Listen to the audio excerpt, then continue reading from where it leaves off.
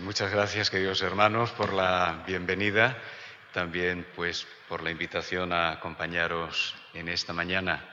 Y todos sabemos que son situaciones extraordinarias, un poco raras, pero bueno, gracias a Dios que podemos volver a vernos y compartir pues la palabra del Señor. Decía Marcelo de poneros un poco al día acerca de nuestra Federación de Iglesias. Y en este sentido comentar que, lógicamente, como las iglesias locales, la propia federación también ha sido afectada en diversas formas por la pandemia que sufrimos, y es por ello que tanto nuestra Asamblea General como el Congreso de la Federación, que se debían haber celebrado en marzo, tuvieron que ser suspendidos de forma presencial. Después, lo que fue Misión Posible, también particularmente algunos jóvenes pues sabrán que hubo de suspenderse, aunque se hizo también a través del Zoom, y hicieron un esfuerzo grande los del equipo de Misión Posible para poder llevarlo a cabo. La ventaja fue que hubo hogares donde llegó Misión Posible y algunos padres, incluso no creyentes, que pudieron ver algunas de las actividades que los jóvenes desarrollaban. Y sabemos también en el caso de algunas iglesias que dio pie a que después en los grupos de jóvenes se pudieran celebrar devocionales a través del Zoom. En fin, que dentro de todo pues también tuvo su parte, vamos a decir, positiva. Los viajes misioneros que estaban previstos a 3 países en este verano, pues también lógicamente tuvieron que ser suspendidos, la campaña de evangelización, pero tampoco ha significado que el Departamento de Evangelización y Misiones se haya parado. Los 3 viajes se han desplazado al año que viene a Macedonia, Albania y Cuba, y esperamos, Dios mediante, que el año que viene pues pueda ser posible celebrar esas actividades. En cuanto al Congreso y a la Asamblea General, deciros que esta misma semana envié un correo a las iglesias en el que comunico que la Junta Nacional decidió hacer una segunda parte de la Asamblea General de forma telemática también. Estaba previsto hacerla de forma presencial el primer fin de semana de octubre, pero con la situación que tenemos, pues no nos ha parecido lo más conveniente mantenerlo, sino hacer lo que es la parte administrativa de forma telemática, como se hizo la primera en marzo, y después lo que es el programa del Congreso que estaba previsto para este año, pasarlo al año que viene. Igual habrá algún cambio de conferenciante que no puede estar en esas nuevas fechas, pero en principio la temática y el programa es el mismo, referente al poder transformador del Espíritu Santo. Lo bueno es que el hotel nos ha guardado la reserva que se había hecho de depósito metálico. Y bien, pues en principio, si Dios quiere, lo celebraremos el último fin de semana de abril. Y bien, pues por lo demás deciros que seguimos trabajando. La información general que tenemos de muchas iglesias es que se han realizado los cultos pues a través del Zoom, unas veces en directo, otras veces en diferido. Bueno, en directo a partir de cuando se ha podido ya celebrar cultos hace pocas semanas. Y pues nos llegan las noticias de que realmente a través de la grabación de los cultos, de las predicaciones, ha habido bastantes personas que han compartido los mensajes con familiares, con amigos. Y bien, pues me ha venido en estos días mucho a la mente aquel texto del apóstol Pablo, cuando escribe a Timoteo, y estando él preso en la cárcel dice, pero la palabra del Señor no está presa. Y es verdad, ¿no? Como a veces las circunstancias nos pueden parecer al momento que van a impedir el avance y la extensión del Evangelio, y por otro lado, sin embargo, el Señor utiliza pues esas circunstancias también para que el Evangelio siga avanzando. Es verdad que es un reto y yo creo que nos va a costar un poco volver a esa normalidad cuando ya sea posible la plena normalidad, y también pues creo que tenemos que estar alerta por personas que quizás toda esta circunstancia pudiera en cierta forma haberle enfriado en la fe, y el cuidado pues de unos por otros siempre será necesario, y en estos tiempos que corren pues quizás aún más. En esta mañana quería compartir con vosotros de un pasaje en las Escrituras que se encuentra en el libro del profeta Daniel, en el capítulo 4. Lo leeremos dentro de un momento, pero quisiera, a modo de introducción a este pasaje, reflexionar de algunas circunstancias en las que estamos viviendo. Pienso que esta pandemia de alguna forma está doblegando nuestro orgullo en cierto aspecto y sobre todo en altas instancias donde observamos a veces actitudes un tanto orgullosas y despóticas por parte de algunos que están en situaciones de poder y de gobierno. No necesariamente todos, por supuesto, pero que sí, cuando observamos a nivel mundial algunas actitudes que se están viendo de parte de jefes de Estado, uno observa la dificultad que hay para realmente reconocer que hay cosas, vamos a decir, que pueden más que nosotros. En ese contexto, seguro habréis leído en las noticias, y hablando un poco de otro tema, pero que muestra ese orgullo humano. Habréis oído las noticias seguro de cómo George Floyd, un hombre negro, murió cuando un policía mantenía su rodilla sobre su cuello hasta llegarle a asfixiar. Casi 9 minutos. El racismo, que realmente reflejaba esa actitud como tantas otras actitudes, como muchos otros ismos en nuestro mundo, son en última instancia reflejo del orgullo humano. Dos psicólogos cristianos, Myers y Jeeves, escribieron hace unos pocos años un libro que se llama La psicología a la luz de la fe. Y escriben esto: el orgullo se encuentra en la raíz del racismo, del sexismo, del nacionalismo y de toda clase de chauvinismo que lleva a un grupo de personas a considerarse mejor, merecedor y más capaz que otros. La otra cara, dicen estos autores, de enorgullecernos de nuestros logros personales o grupales y de atribuirnos el éxito, es culpar al pobre por su pobreza y al oprimido por su opresión. El pasaje en el que vamos a meditar es uno de los muchos pasajes de la Biblia que nos habla del orgullo humano y de sus consecuencias. Es el testimonio conmovedor de un emperador, de un rey, el que en sus tiempos era el más poderoso, el número 1, y rey de uno de los más grandes imperios que la historia ha conocido, Nabucodonosor. Un hombre que vivió las glorias del éxito humano, pero también vivió las miserias más profundas como consecuencia de su orgullo. Y diréis, bueno, esto fue hace muchos años, no ocupo la posición ni muchísimo menos que ocupó Nabucodonosor, pero el orgullo que infectó como terrible virus la vida de Nabucodonosor infecta también la nuestra. Me atrevería a decir incluso que es contagioso.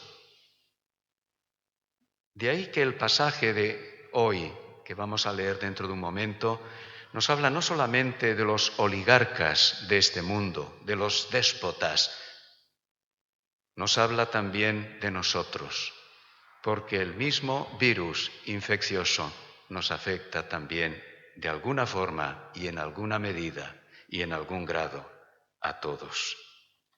La lección central que Dios tiene preparada para Nabucodonosor y también para nosotros se resume en una frase muy sencilla, mencionada en este texto: el cielo gobierna. Versículo 26. Y en otras palabras, este pasaje por 3 veces, y os dejo a que durante la lectura observéis esas 3 veces, menciona el texto bíblico que Dios es el Altísimo, queriendo decir en ese superlativo hebreo que no hay nadie por encima de Él. Vamos a leer el capítulo entero, es un poco extenso, pero es importante para poder seguir después la meditación tener el contexto completo. Daniel capítulo 4. Dice así la palabra del Señor. Nabucodonosor, rey, a todos los pueblos, naciones y lenguas que moran en toda la tierra, paz os sea multiplicada. Conviene que yo declare las señales y milagros que el Dios Altísimo ha hecho conmigo. Cuán grandes son sus señales y cuán potentes sus maravillas. Su reino, reino sempiterno, y su señorío de generación en generación. Yo, Nabucodonosor, estaba tranquilo en mi casa y floreciente en mi palacio. Vi un sueño que me espantó, y tendido en cama, las imaginaciones y visiones de mi cabeza me turbaron. Por esto mandé que vinieran delante de mí todos los sabios de Babilonia, para que me mostrasen la interpretación del sueño. Y vinieron magos, astrólogos, caldeos y adivinos, y les dije el sueño, pero no me pudieron mostrar su interpretación, hasta que entró delante de mí Daniel, cuyo nombre es Beltsasar, como el nombre de mi Dios, y en quien mora el espíritu de los dioses santos. Conté delante de él el sueño diciendo: Beltsasar, jefe de los magos, ya que he entendido que hay en ti espíritu de los dioses santos y que ningún misterio se te esconde, declárame las visiones de mi sueño que he visto y su interpretación. Estas fueron las visiones de mi cabeza mientras estaba en mi cama. Me parecía ver en medio de la tierra un árbol, cuya altura era grande. Crecía este árbol y se hacía fuerte, y su copa llegaba hasta el cielo, y se le alcanzaba a ver desde todos los confines de la tierra. Su follaje era hermoso, su fruto abundante, y había en él alimento para todos. Debajo de él se ponían a la sombra las bestias del campo, y en sus ramas hacían morada las aves del cielo, y se mantenía de él toda carne. Vi en las visiones de mi cabeza mientras estaba en mi cama, que he aquí un vigilante y santo descendía del cielo, y clamaba fuertemente y decía así: derribad el árbol y cortad sus ramas, quitadle el follaje y dispersad su fruto. Váyanse las bestias que están debajo de él y las aves de sus ramas. Mas la cepa de sus raíces dejaréis en la tierra, con atadura de hierro y de bronce entre la hierba del campo. Sea mojado con el rocío del cielo y con las bestias sea su parte entre la hierba de la tierra. Su corazón de hombre sea cambiado y le sea dado corazón de bestia, y pasen sobre él 7 tiempos. La sentencia es por decreto de los vigilantes y por dicho de los santos la resolución, para que conozcan los vivientes que el Altísimo gobierna el reino de los hombres, y que a quien él quiere lo da, y constituye sobre él al más bajo de los hombres. Yo, el rey Nabucodonosor, he visto este sueño. Tú, pues, Beltsasar, dirás la interpretación de él, porque todos los sabios de mi reino no han podido mostrarme su interpretación. Mas tú puedes, porque mora en ti el espíritu de los dioses santos. Entonces Daniel, cuyo nombre era Beltsasar, quedó atónito casi 1 hora, y sus pensamientos lo turbaban. El rey habló y dijo: Beltsasar, no te turben ni el sueño ni su interpretación. Beltsasar respondió y dijo: Señor mío, el sueño sea para tus enemigos y su interpretación para los que mal te quieren. El árbol que viste, que crecía y se hacía fuerte y cuya copa llegaba hasta el cielo y que se veía desde todos los confines de la tierra, cuyo follaje era hermoso y su fruto abundante y en que había alimento para todos, debajo del cual moraban las bestias del campo y en cuyas ramas anidaban las aves del cielo, tú mismo eres, oh rey, que creciste y te hiciste fuerte, pues creció tu grandeza y ha llegado hasta el cielo y tu dominio hasta los confines de la tierra. Y en cuanto a lo que vio el rey, un vigilante y santo que descendía del cielo y decía: cortad el árbol y destruidlo, mas la cepa de sus raíces dejaréis en la tierra con atadura de hierro y de bronce en la hierba del campo. y sea mojado con el rocío del cielo y con las bestias del campo sea su parte, hasta que pasen sobre él 7 tiempos.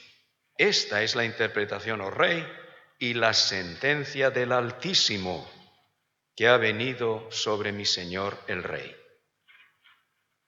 Que te echarán de entre los hombres, y con las bestias del campo será tu morada, y con hierba del campo te apacentarán como a los bueyes, y con el rocío del cielo serás bañado. Y 7 tiempos pasarán sobre ti, hasta que conozcas que el Altísimo tiene dominio en el reino de los hombres, y que lo da a quien él quiere. Y en cuanto a la orden de dejar en la tierra la cepa de las raíces del mismo árbol, significa que tu reino te quedará firme, luego que reconozcas que el cielo gobierna. Por tanto, oh rey, acepta mi consejo. Tus pecados redime con justicia y tus iniquidades haciendo misericordias para con los oprimidos, pues tal vez será esto una prolongación de tu tranquilidad. Todo esto vino sobre el rey Nabucodonosor. Al cabo de 12 meses, paseando en el palacio real de Babilonia, habló el rey y dijo: ¿No es esta la gran Babilonia que yo edifiqué para casa real con la fuerza de mi poder y para gloria de mi majestad? Aún estaba la palabra en la boca del rey cuando vino una voz del cielo: A ti se te dice, rey Nabucodonosor, el reino ha sido quitado de ti y de entre los hombres te arrojarán, y con las bestias del campo será tu habitación, y como a los bueyes te apacentarán. Y 7 tiempos pasarán sobre ti hasta que reconozcas que el Altísimo tiene dominio en el reino de los hombres y lo da a quien él quiere. En la misma hora se cumplió la palabra sobre Nabucodonosor y fue echado de entre los hombres y comía hierba como los bueyes y su cuerpo se mojaba con el rocío del cielo hasta que su pelo creció como plumas de águila y sus uñas como las de las aves. Mas al fin del tiempo, yo, Nabucodonosor, alcé mis ojos al cielo, y mi razón me fue devuelta, y bendije al Altísimo, y alabé y glorifiqué al que vive para siempre, cuyo dominio es sempiterno, y su reino por todas las edades. Todos los habitantes de la tierra son considerados como nada, y él hace su voluntad en el ejército del cielo y en los habitantes de la tierra, y no hay quien detenga su mano y le diga: ¿qué haces? En el mismo tiempo mi razón me fue devuelta, y la majestad de mi reino, mi dignidad y mi grandeza volvieron a mí. Y mis gobernadores y mis consejeros me buscaron, y fui restablecido en mi reino, y mayor grandeza me fue añadida. Ahora yo, Nabucodonosor, alabo, engrandezco y glorifico al Rey del cielo, porque todas sus obras son verdaderas y sus caminos justos, y él puede humillar a los que andan con soberbia.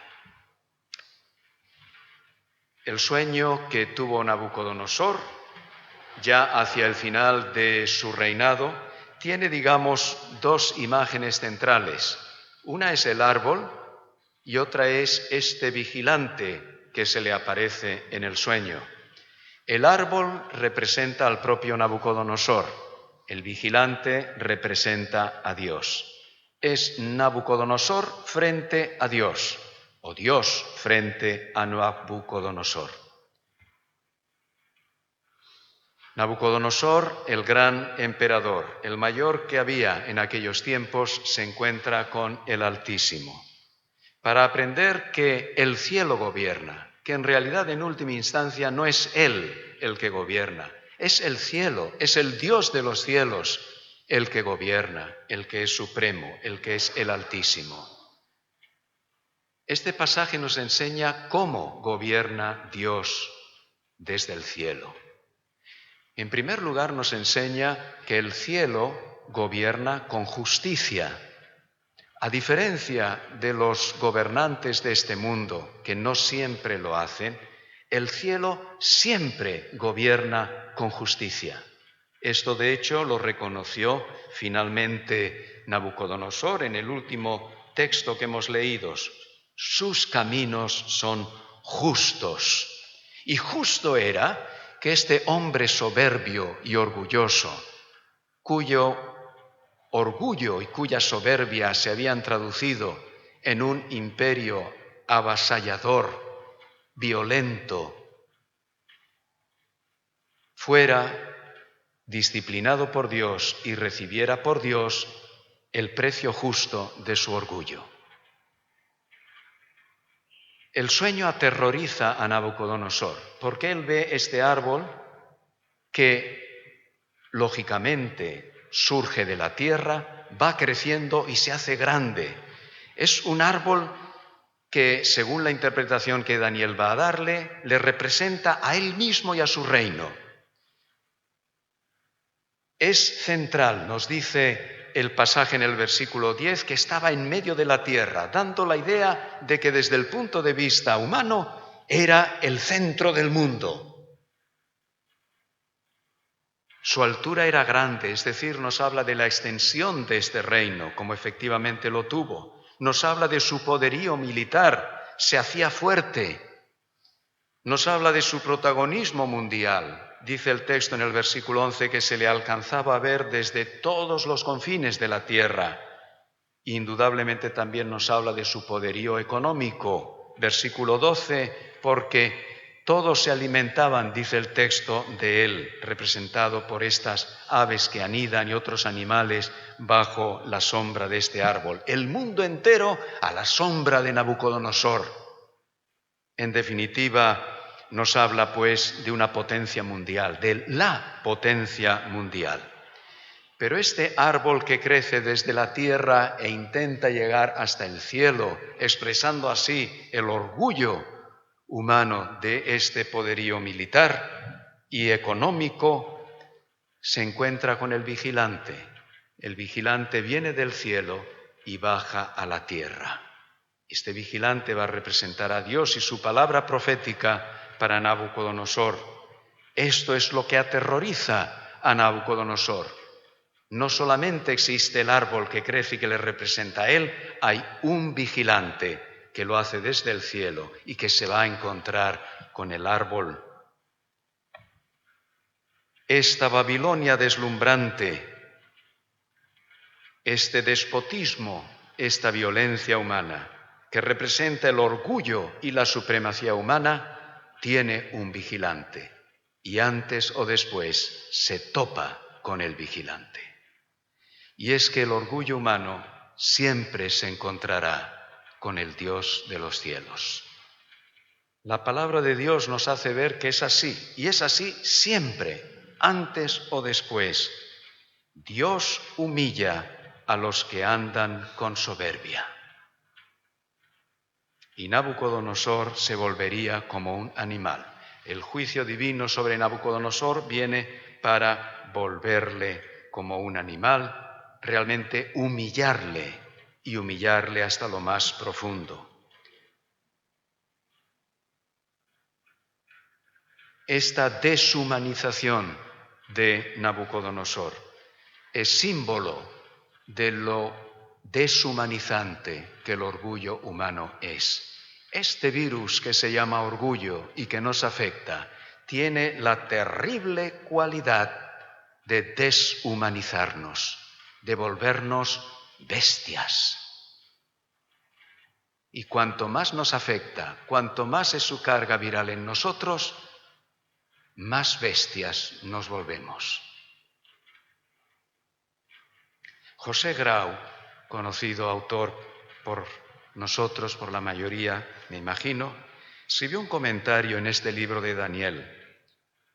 Y él dice que cada vez que el hombre, cualquier hombre, sea rey, sea sacerdote, sea estadista, me atrevería a añadir, con todo respeto a lo que dice Grau, incluso líder religioso, que intenta ser más que hombre, se deshumaniza y se convierte, paradójicamente, en algo inferior al hombre.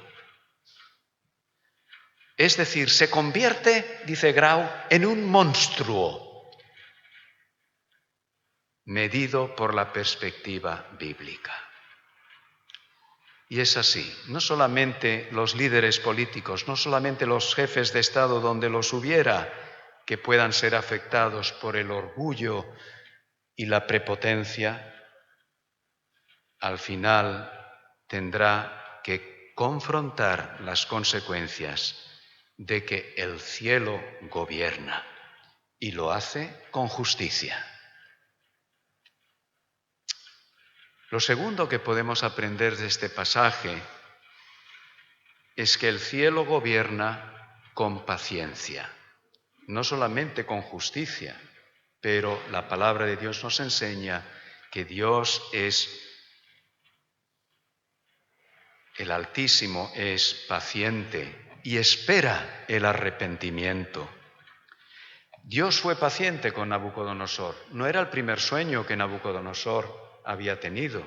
Recordaréis que el primer sueño que tuvo Nabucodonosor fue el de aquella estatua gigante en la que él representaba la cabeza y los reinos que iban a suceder a Nabucodonosor después, y como una piedra que surge pequeña y que se va haciendo más grande, al final hace caer a esa estatua. Ya desde un principio había la advertencia a Nabucodonosor de que cuidado, porque realmente a él, que le parecía un reino tan estable, un día esa monarquía con sus sucesores caería, porque había un reino que venía del cielo, que era realmente el que gobernaba. Fue el primer toque, la primera piedra que recibió como toque Nabucodonosor.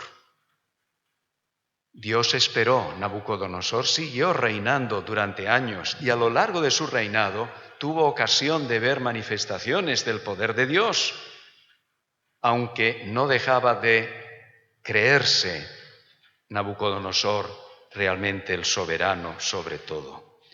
Recordaréis que aquellos 4 jóvenes que llegaron le fueron un testimonio de la fe en el Dios verdadero. También cuando lanzó al horno de fuego a aquellos 3 jóvenes, tan conocido ese pasaje en el capítulo 3. Cada capítulo de Daniel, el 1, el 2 y el 3 y ahora el 4, tiene manifestaciones de la paciencia de Dios con Nabucodonosor. De hecho, el sueño es una gran advertencia de lo que puede pasar, pero aún en ese sueño hay una imagen que expresa la paciencia de Dios y la encontramos en el versículo 15. Es esta cepa de sus raíces, dice el vigilante, que hay que dejar en tierra. El árbol sería cortado, pero la cepa del árbol seguiría y además atada con hierro como una imagen para asegurar de que no sería totalmente destruido. Y en el versículo 16 se nos hablan de que aun cuando Nabucodonosor va a ser humillado, dice que tendrán que pasar sobre él 7 tiempos. No sabemos exactamente qué duración de tiempo son los 7 tiempos. Esto depende del intérprete. Pero entiendo que, el texto nos lo deja sin desvelar, porque lo que quiere resaltar es que son 7, no son 6 ni son 8, 7. Número perfecto, el tiempo de Dios. Nabucodonosor sería humillado, el tiempo exacto en el reloj divino para que fuera humillado y reconociera al Dios de los cielos. Esto es lo importante. Dios controla los tiempos y son 7, ni más ni menos. Dios da tiempo, le dio 7 tiempos, no 1, ni 2, ni 3, le dio 7 tiempos, el tiempo suficiente y necesario para que este hombre, permitidme la expresión, se bajara del burro y fuera humillado como Dios le humilló.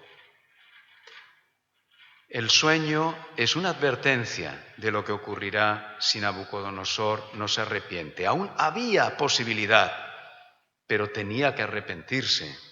Y Dios se lo dijo bien claro, porque las únicas pruebas que demostrarían su arrepentimiento era la acción No solamente la expresión, sino la acción de Nabucodonosor, actuando con justicia y con misericordia, como es el Dios de los cielos. El abuso y la crueldad que habían caracterizado el reinado de Nabucodonosor darían paso a la justicia y a la misericordia, si verdaderamente reconocía que el cielo gobierna. ¿Cuál es la respuesta nuestra a la paciencia de Dios? Porque Dios es paciente, Dios es justo y humilla al orgulloso, pero Dios da tiempo para que nos arrepintamos y dejemos nuestro orgullo. Dios es paciente con nosotros también, día a día. Nabucodonosor se encontraba en el cenit, en la cumbre de sus conquistas. Estaba tranquilo, nos dice en el versículo 4, en su casa y floreciente, aún después de aquel sueño, pasado un año, nos dice el texto bíblico en el versículo 29, al cabo de 12 meses de aquel sueño y de la interpretación que Daniel le había dado, notad que todavía no se ha arrepentido. No solamente estaba prácticamente todo su reinado del Dios paciente, sino que aún dándole Dios el ultimátum, pasa un año y Nabucodonosor, versículo 30, siguen sus treces. ¿No es esta la gran Babilonia que yo edifiqué para casa real con la fuerza de mi poder y para gloria de mi majestad? En un sentido tenía razón Nabucodonosor. Babilonia estaba y ha sido considerada como una maravilla. 2 de las 7 grandes maravillas del mundo antiguo se encontraban en Babilonia, los jardines colgantes y la muralla de la ciudad. Ahora Nabucodonosor tendría que enfrentar lo que le esperaba. Pero notad que podemos malinterpretar la paciencia de Dios como la malinterpretó Nabucodonosor. En lugar de arrepentirse en ese año extra, prórroga, cuando Dios le había hablado muy claramente de lo que iba a ocurrir, él sigue encerrado en su orgullo. Y es que el orgullo genera una falsa sensación de seguridad, de autocomplacencia, que es peligroso. Y quizás también el hecho de que Dios no humille inmediatamente, que Dios da tiempo y porque Dios es paciente, pensamos a veces que nada pasará. Aún aquellos que creemos en Jesús, aún los discípulos de Él, a veces pensamos que podemos mantener nuestra actitud porque al final tampoco nada pasa, salvo en ciertas ocasiones cuando de una manera directa Dios nos confronta con nuestro orgullo y nos humilla. Y no es hasta humillarnos que no reconocemos realmente la grandeza de Dios. Y no es que Dios quiera humillarnos, Dios quiere que seamos humildes, que es diferente. Pero en muchas ocasiones el único camino a la humildad es la humillación. Dios es paciente. Por último, el cielo gobierna con misericordia. A diferencia de los reinos de este mundo, Dios es misericordioso. Dios es amor y Dios restaura al que se humilla. Dios restaura al que se humilla. Dios restauró a Nabucodonosor. Nabucodonosor, finalmente, humillado por Dios, reconoció su soberanía, reconoció su pecado y se arrepintió. Esto es lo que vemos en el pasaje hacia el final. Las Escrituras nos enseñan repetidamente que Dios abate a los soberbios, pero exalta a los humildes. El Señor Jesús dijo en Lucas 14:11, cualquiera que se enaltece será humillado, y el que se humilla será exaltado o enaltecido. Es, vamos a decir, el extraño principio del reino de los cielos. Yo le llamo la extraña escalera del reino de Dios. Se sube bajando y se baja subiendo.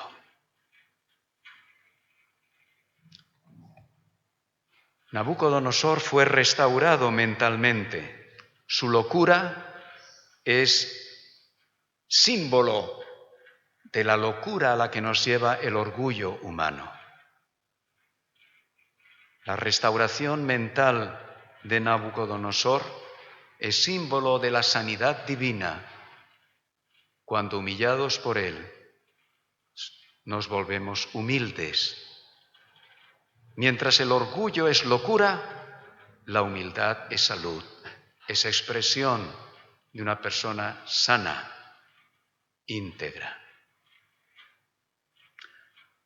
Quiero decir, no obstante, algo, y es que esto no quiere decir que toda enfermedad mental sea causada por una falta de reconocimiento de la autoridad de Dios. No toda enfermedad mental del tipo que sea significa que la persona es una orgullosa o orgulloso. A lo largo de la historia ha habido hombres y mujeres de Dios que han sufrido diversos trastornos mentales y que no obstante han sido usados por Dios a pesar de esa enfermedad.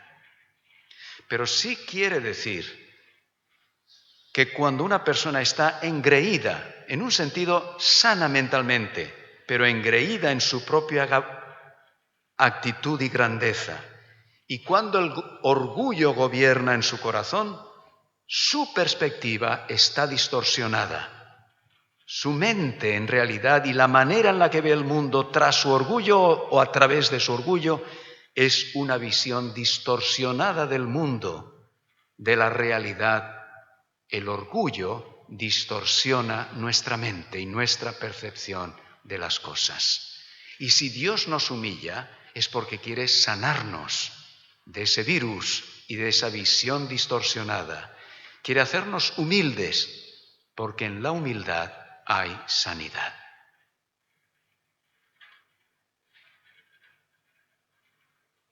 Grandes autores como Juan Sebastián Bach finalizaban muchas de sus obras con estas siglas, S.D.G. Así la firmaban, S.D.G. Soli Deo Gloria, la gloria solo a Dios. Así también Händel firmó algunas de sus obras. El autor evangélico John Stott dice que debemos tener cuidado cuando la gente nos halaga por algo. Claro, a todos nos gusta una palabra de reconocimiento, una palabra de gratitud, pero tenemos que tener cuidado, dice John Stott, y creo que tiene toda la razón, con los halagos. Hemos de cuidar la ingratitud, porque a veces somos demasiado ingratos y no sabemos expresar la gratitud a aquel que nos ha ayudado o bendecido de alguna manera. Pero el que lo recibe tiene que tener mucho cuidado. Dice Stott que los halagos son como el humo del cigarro. No te hacen daño mientras no los inhales. Tenemos que tener cuidado con esos halagos para que no envanezcan y enorgullezcan nuestro corazón. Llegamos al final. Me gustaría haceros reflexionar en dos importantes conclusiones, dos importantes lecciones, además de lo mencionado de este pasaje y del hecho de que el cielo gobierna. La primera es que Dios está en control. Si el cielo gobierna, si Dios gobierna, si Él es el Altísimo, Él está en control. Está en control de nuestras vidas. Esto no quiere decir que seamos marionetas en las manos de Dios, pero Él conoce, Él sabe, Él cuida de nosotros. Dios está en control. Y aunque los poderes de este mundo tienen cierto control, el cielo gobierna y gobierna sobre los reinos de este mundo, aún sobre las pandemias. Dios finalmente tiene el control. Dios sigue en control cuando nos vemos afectados por una enfermedad paralizante. Dios sigue en control cuando nos vemos afectados por un trastorno mental. Dios sigue en control cuando una enfermedad terminal llega a nuestra vida. O por un cónyuge que puede ser abusivo, por una pérdida de empleo. Hace años, Twila Pérez, una cantante americana, escribió una canción cristiana que se llama así: Dios está en control. Os voy a leer el coro, digamos, de esa canción.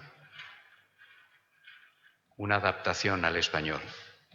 Dios está en control. Esto creemos, que Dios no abandona a sus hijos. Dios está en control. Esto creemos, no nos harán tambalear. Esto sabemos, no hay poder ni igual ni más alto. Dios está en control. Dios está en control. Y lo siguiente que quisiera resaltaros de esta historia de Nabucodonosor es el contraste que vemos entre Nabucodonosor y Daniel. Hemos dicho poco de Daniel, en realidad, centrándonos en el sueño, pero realmente el libro establece, en esta primera parte del libro, un contraste tremendo entre Nabucodonosor, su proyecto de vida, y Daniel, su proyecto de vida. Daniel, el sencillo Daniel, el sabio Daniel, el humilde Daniel, encarna el reino de Dios.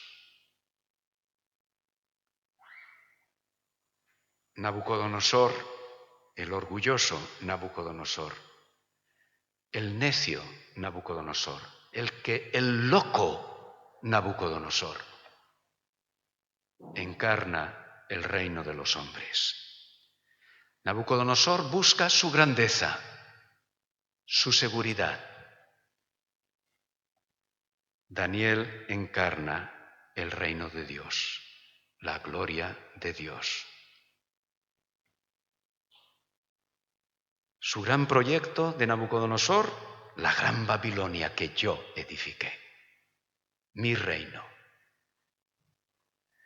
Daniel encarna el reino de Dios, su preocupación de que Dios sea conocido como el Altísimo y el Soberano. Ante su orgullo, Nabucodonosor es él, el grande, su proyecto, su lucha, su mundo, su grandeza, sus fines.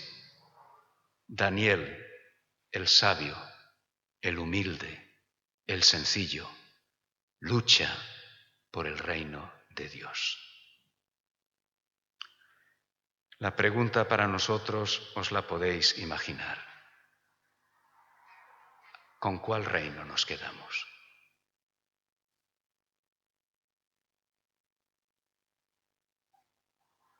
Chris Wright tiene un comentario muy bueno que os lo recomiendo del libro de Daniel. Y os voy a leer una frase que me ha gustado muchísimo, con eso quiero acabar. Porque hace alusión al hecho de este Daniel tan humilde, tan sabio, tan sencillo, que vive prácticamente toda una vida en una corte extranjera, desarrollando un trabajo, permitiendo la expresión, secular. Era profeta de Dios, pero desarrolló su trabajo en la corte real. La corte del rey que había destruido su país y su gente, y jovencillo se lo había llevado cautivo a Babilonia. Toda una vida que parece ser fue en buena medida ignorado por él y por otros que siguieron, salvo en momentos claves. Ignorado en buena medida por el mundo secular de su tiempo, pero que cuando hizo falta estuvo ahí y marcó la pauta. Me encanta por eso lo que resalta Wright en su comentario, porque la mayoría de vosotros pues tenéis trabajos seculares, algunos pues servimos al Señor en el ministerio a pleno tiempo, en la obra. Pero esta lección no es solo para nosotros, evidentemente, es para vosotros que día a día estáis en la fábrica, en la oficina, en la lucha normal y corriente, vamos a decir. Dice Wright, Daniel no solo tuvo el coraje de hablar la verdad al rey, sino que estuvo también en la posición de poder hacerlo.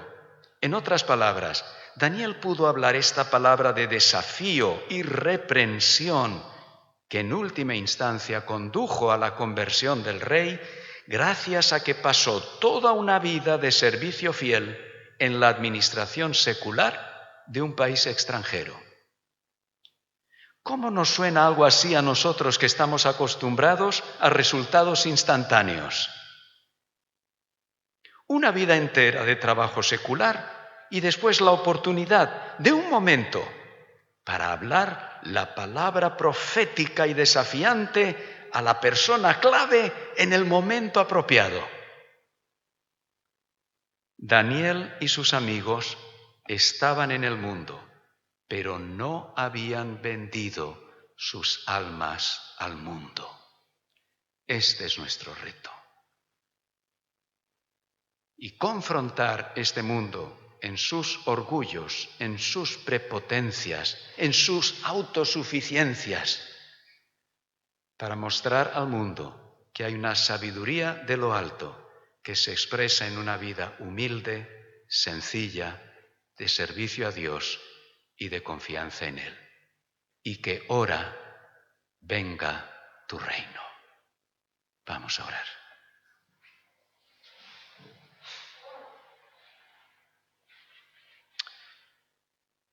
Señor, te damos las gracias porque tú eres justo, paciente y misericordioso.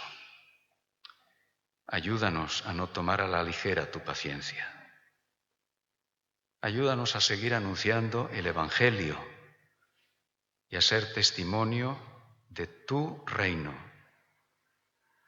a ser testigos de que tú eres el Altísimo y que nuestra vida, confiando en ti, viviéndola en humildad, en servicio y en sencillez, pueda hablar al mundo de que tú eres el Altísimo y vivimos bajo tu soberanía. Ayúdanos, Señor. Ayúdanos a esperar en ti y podamos ser testigos de tu justicia, de tu paciencia y de tu misericordia. En el nombre de Jesús. Amén. Señor os bendiga.